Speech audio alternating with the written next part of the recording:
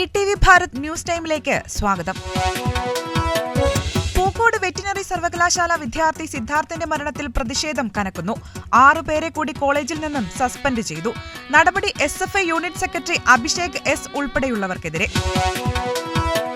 സിദ്ധാർത്ഥ് കൊല്ലപ്പെട്ട സംഭവത്തിൽ SFI ക്രിമിനലുകളെ സംരക്ഷിക്കാനുള്ള ശ്രമമാണ് നടക്കുന്നതെന്ന് VD സതീശൻ. ഹോസ്പിറ്റലിലെ പരസ്യ വിചാരണ അറിഞ്ഞില്ലെന്ന് പറയുന്ന കോളേജ് അധികൃതരും പ്രതികളെന്ന് പ്രതിപക്ഷ നേതാവ്.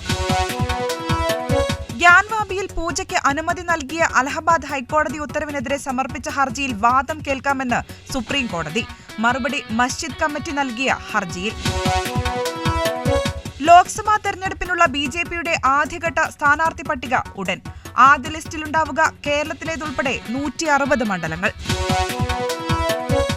ഇന്ത്യ സഖ്യത്തിന്റെ വിജയത്തിനായി പ്രവർത്തിക്കാൻ DMK പ്രവർത്തകരോട് ആഹ്വാനം ചെയ്ത് MK സ്റ്റാലിൻ. ഫാസിസത്തെ പരാജയപ്പെടുത്താൻ ഇന്ത്യ സഖ്യത്തിന്റെ വിജയം അനിവാര്യമെന്നും തമിഴ്നാട് മുഖ്യമന്ത്രി. കർണാടകയിലെ കുന്തലഹള്ളിയിലെ രാമേശ്വർ കഫേയിൽ സ്ഫോടനം, 5 പേർക്ക് പരിക്ക്.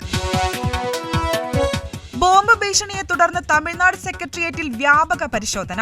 സന്ദേശമെത്തിയത് ചെന്നൈയിലെ സ്വകാര്യ ടെലിവിഷൻ ചാനലിലേക്ക്. ഗർഭചിത്ര വിഷയത്തിൽ നിർണായക ഉത്തരവുമായി ഹൈക്കോടതി.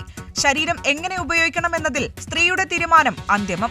വിവാഹമോചന നടപടി തുടങ്ങിയാൽ 24 ആഴ്ച വരെയുള്ള ഗർഭം അവസാനിപ്പിക്കാൻ ഭാര്യയ്ക്ക് അവകാശമുണ്ടെന്നും കോടതി. സംസ്ഥാനത്ത് ഹയർ സെക്കൻഡറി പൊതുപരീക്ഷകൾക്ക് തുടക്കം. അവസാനിക്കുക ഈ മാസം 26-ന്. മൂല്യനിർണ്ണയം ഏപ്രിൽ 1 മുതൽ. 2020 ലോകകപ്പിനുള്ള ഇന്ത്യൻ സ്ക്വാഡിനെ മെയ് 1-ന് അറിയാം. ടൂർണമെന്റ് അമേരിക്കയിലും വെസ്റ്റ് ഇൻഡീസിലുമായി.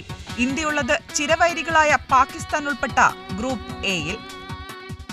കൂടുതൽ വാർത്തകൾക്കായി ETVbharat.com സന്ദർശിക്കുക.